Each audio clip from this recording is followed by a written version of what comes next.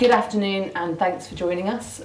We are here to talk about the first half numbers from Watkin Jones Group, where I'll be speaking with Mark Watkin Jones and Phil Byron. So Mark, we'll start with you. Hello. Hello. Hi. Should we touch on the appointment of Richard as your successor? He looks like a fantastic appointment, obviously with his roots in student accommodation, a natural for the job. Yeah, I'm delighted that we've been able to attract somebody of Richard's calibre to the post, and I've got great confidence that Richard will bring a great set of skills and really drive the business forward in exactly the same way as we've been driving it forward since we came to market. And you'll still be around to support him in the longer term? Absolutely. Handover, I should say. Absolutely. For my remit is to make sure that the transition is as successful and as smooth as possible. So focusing on the student, which is obviously still the core engine of the business, a mature market now, but you're still seeing new money coming in, or are you continuing to work with old partners? A bit of both. We're seeing new money coming in, and our existing partners are still very active in the space, so we're encouraged that there's still plenty of mileage in student accommodation going forward. And the student numbers are there to continue to support this growth? Yeah, we believe so. The media will have you believe that numbers are down, but really they're reporting against applications being down. Right. But the number of applications far exceed the number of places available. So, that's the statistic that we're interested in. Okay. You touched on the statement about some investors looking towards prepared to pay a premium for larger portfolios. How do you balance off this opportunity to exploit those premiums versus keeping your existing partners happy? There's always a challenge, and what we need to do is somehow share the workload out, and new partners coming in paying premiums for scale is great, and it keeps the market buoyant. So it's a balancing act, but I think it's one that we've managed quite effectively over the years. You've got the volume to support that opportunity at this point? We do, yes. Yeah, fantastic. Perhaps then move on to build to rent, which seems to be, although it hasn't contributed materially to H1 numbers, is where perhaps the growth and the motive for further opportunity lies. Obviously the market, talking about it doubling within the next couple of years, and you announced last week the Reading development between M&G and Lochaler. Perhaps you could give us a bit of a feel about how that opportunity came around. Did they come to you? Were you presenting to a number of partners? Yeah, we're really excited about the opportunities that we think are there in build to rent. We've been talking about it for a long time, as a lot of people have been talking about it a long time, and we do feel as though we've now got some growing momentum.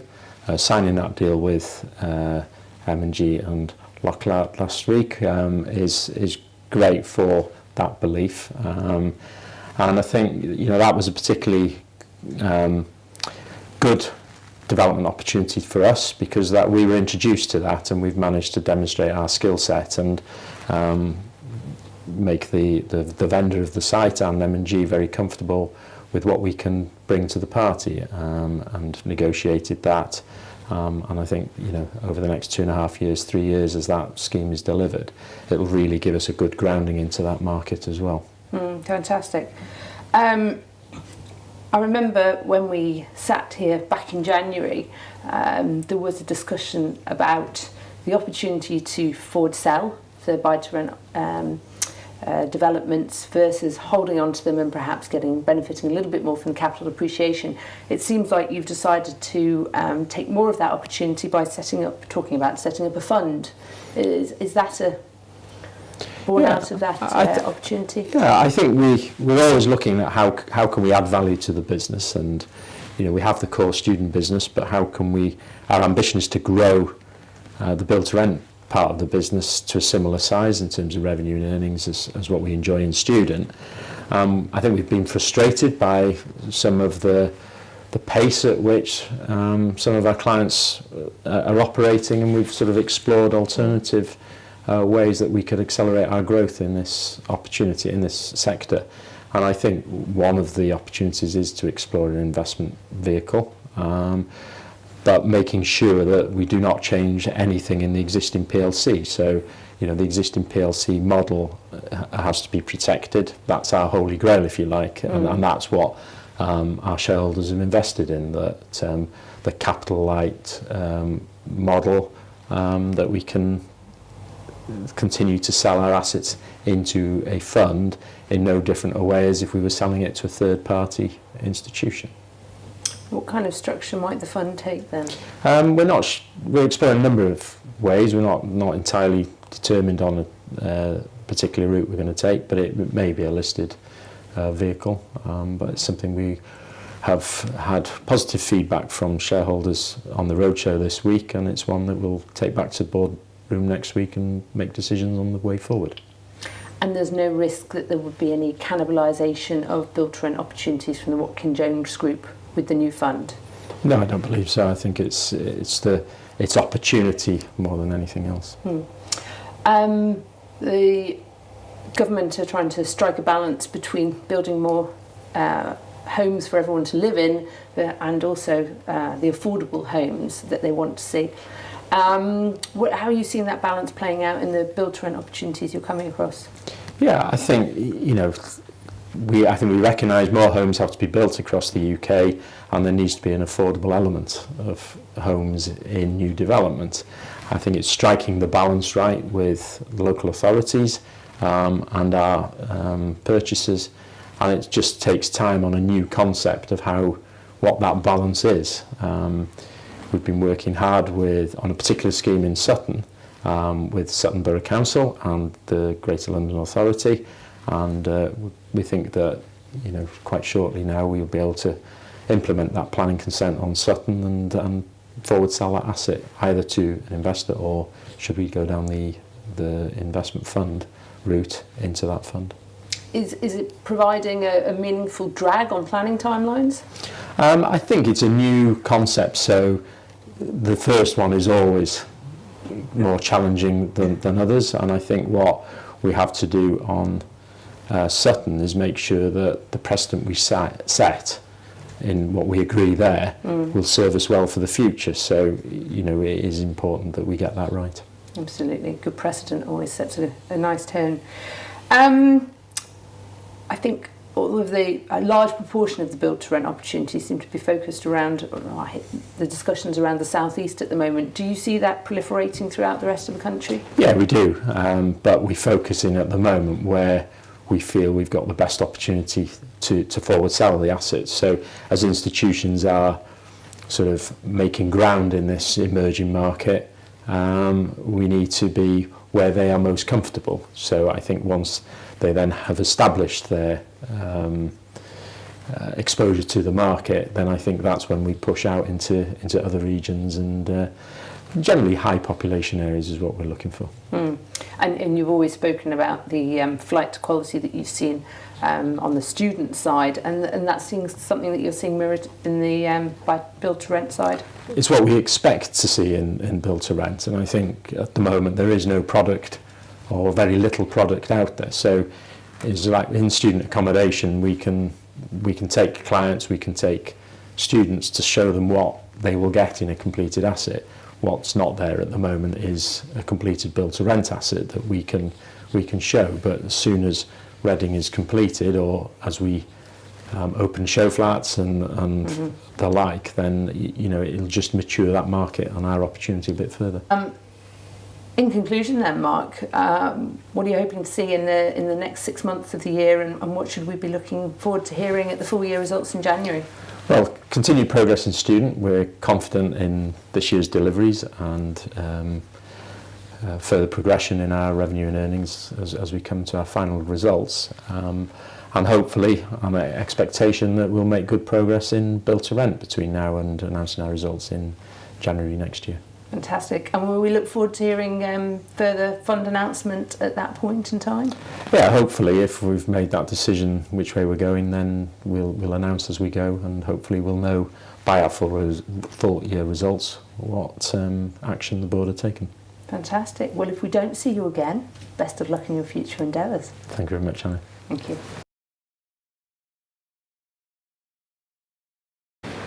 Thanks for joining us, Phil. You're welcome, Hannah.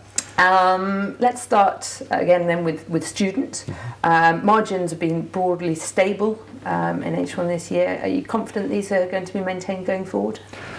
Yes, we are. I think clearly the student margin is extremely important to us. We continue to appraise our new development opportunities with a view to achieving a 20% gross margin hurdle. That can vary depending upon the particular location, so some schemes can achieve margins ahead of that, some maybe not quite as much, but the overall profit contribution nonetheless can be substantial. On a blended basis overall, we're looking to maintain that 20% gross margin, and we're confident that can be sustained going forward. Not seeing anything above the normal build inflation costs? No, I think as far as build costs are concerned, we see that clearly there is some inflation there, but it's certainly manageable. I think one of the benefits we have for the scale of operation that we are and the supply chain that we use is that we can sort of manage to some degree national supply agreements, for example, which help to sort of keep the costs under control. And I think really importantly, because we subcontract out the majority of the work that we do, we look to place the major orders early in the development cycle, so that to a degree we end up with a fixed cost contract to a large extent. And although year on year clearly there is some price movement, we're equally seeing through the benefit of increasing student rents, some compression of yields as well that's happened, that the sales values that we can achieve are also increasing, so that more than outweighs the increase in any costs that is coming through.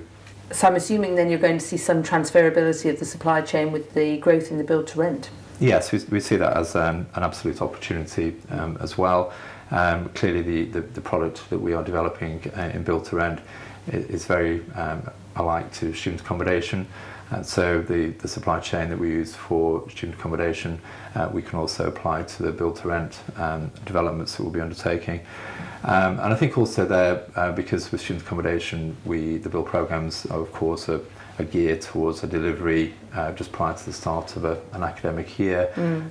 With the build to rent developments, the same completion dates won't necessarily be the same, and ideally we can target completing those perhaps in the first quarter of a calendar year, which will enable us to smooth the workload as well, and the workload of our supply chain. So subcontractors, for example, working for us will then be in a position to work more uniformly across the year, and I think therefore that will benefit as well in terms of their operations and our ability to secure pricing as well. Removing the seasonality. Yeah. Excellent. When can we expect to see a contribution then from the Reading site? Yes, the Reading site clearly, as Mark has referred to, an important win for us. We go onto site with that immediately, and therefore in the second half of the financial year we will start to see revenue and margin coming through on that development. So that really is the start of recognising sort of revenue and earnings coming forward on build to rent. And as we go forward into the subsequent years, we really should see that progressing well. So let's talk more broadly then about development capital coming in and the amount of foreign investment that we're seeing coming into the build to rent sector. Is this an opportunity for Watkin Jones to develop more partnerships, or are they coming in competition and pushing up prices and depressing margins? I think clearly there is a weight of capital in the market that's looking to progressively enter the build to rent sector. We see that as a real opportunity, and for the future will only strengthen the sector further. From our point of view, that does represent an opportunity. Clearly we've talked to the possibility of establishing an investment vehicle to which we could forward sell build to rent assets as well. So that would be one possible avenue for the sale of assets. But equally with the type of development agreement that we've entered into with M&G, for example, on the Reading scheme, clearly the opportunity for partnership type arrangements and further funds coming into the sector really only presents a good opportunity in that regard as well. No, fantastic. Just on the fund, we have had some interest coming in, but it won't impact on the IHT or Business Property Relief eligibility of the Watkin Jones Group as a whole? No, clearly that's a very important point, and in terms of the Watkin Jones PLC business, it's clearly important for whatever structure we might consider to put in place there, protects the IHT status of the company from an investment point of view. The new vehicle that we establish, we are obviously giving consideration to, and we'll talk to shareholders further about whether some level of minority interest might be appropriate. So that's really all under consideration, but we wouldn't take that step without taking appropriate consultation and advice to make sure that status of the PLC remains. Your departing CEO might have a vested interest in that too. Yes, indeed, yeah. Let's touch on then Fresh Property Group. Obviously, Curlew Trust, we lost a few beds there, but that has now gone, and you've seen other organic growth in bed numbers. What's the longer term opportunity here? We still see excellent long-term opportunity for the Fresh Property Group in two levels. One, it's clearly an essential part of the end-to-end solution that we provide to our clients, both in student accommodation and will be also for the build-to-rent assets that we develop as well.